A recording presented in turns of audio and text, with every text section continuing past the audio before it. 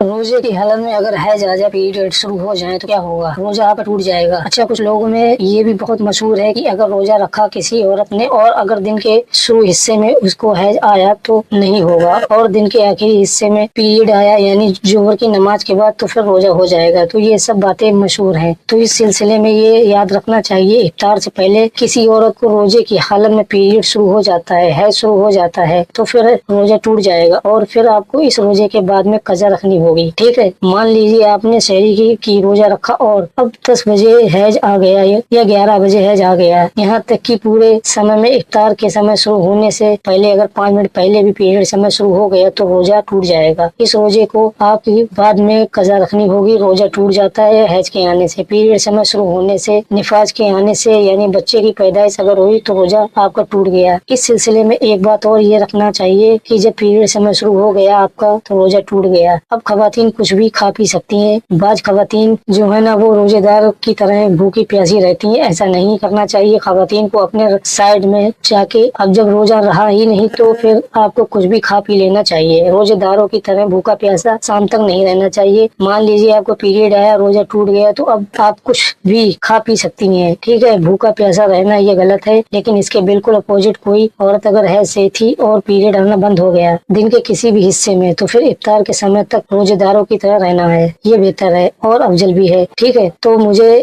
उम्मीद है कि मसला आपको अच्छे तरीके से समझ लिया होगा। अच्छा, हैज की हालत में अब खवातीन इबादतों के सिवा सब इबादत कर सकती हैं। देखिए, कुरान पढ़ नहीं सकती, नमाज नहीं पढ़ सकती हैं, रोजा नहीं रख सकती हैं। इसके अलावा जिक्र अस्कार, दुआएं, अल्लाह से इस्तगफार, दरूद शरीफ की कसरत, कलमा तैयबा, मुसल्ला बिछा के बैठना, ये सब कर सकती हैं। बस नमाज पढ़ना मना होता है, रोजा रखना मना होता है, कुरान शरीफ को पढ़ना छूना मना होता है। तो ये हैज का मसला था। मुझे उम्मीद है ये मसला आपको अच्छी तरीके से समझ आ गया होगा। और एक बात समझ लें, वाज खवातीन जो है ना बहुत ज्यादा अफसोस करती हैं कि रोजा मेरा खराब हो गया, पूरा दिन गुजर गया और पीरियड शुरू हो गया, रोजा मेरा बेकार हो गया। तो देखिए, ये सब दुनिया दारुल के एग्जाम है, ये सब एग्जाम की जगह है। आप लोग दिल अपना छोटा ना करें। हैज समय में जो रोजे छूट जाते हैं तो इंशाल्लाह रमजान के अंदर जो फजीलत रोजे रखने की मिलती है वो आपको कम नहीं होगी, क्योंकि ये सब चीजें हमारे हाथ में तो नहीं है भाई। हैज आना तो कुदरत का निजाम है जो अल्लाह ने बनाया है, तो इससे आपके सवाब में कोई कमी नहीं आएगी। आपके दिल में जो दर्द है, आपके दिल में जो इबादत का शौक है, वो इंशाल्लाह आपकी नियत के मुताबिक आपको उसका पूरा अज्र मिलेगा। बाकी जो पीरियड में रोजे जो छूट जाते हैं उसकी आपको बाद में कज़ा करनी होगी।